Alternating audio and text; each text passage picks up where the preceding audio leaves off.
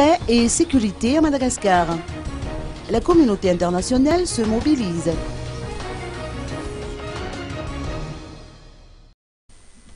Une réunion sur la sécurité s'est tenue hier en présence des experts de l'Union africaine, de la SADC, de l'Organisation internationale de la francophonie, de la Commission de l'océan Indien, d'une part, et des membres de l'Assemblée nationale, d'autre part.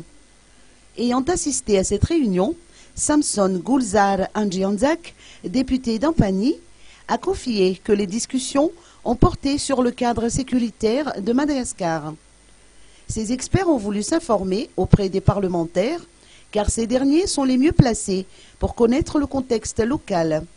D'ailleurs, Samson Gulzar Andjianzak n'est autre que le président de la commission sécurité publique auprès de l'Assemblée nationale.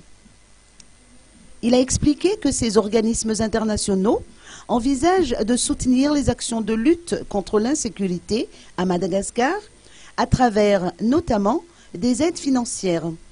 Aussi ont-ils demandé à combien s'élève le budget utilisé par les forces armées, la police et la gendarmerie.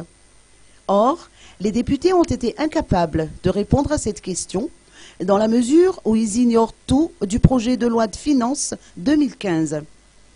En tout cas, sur le terrain, les actes de banditisme prennent de l'ampleur dans le sud du pays.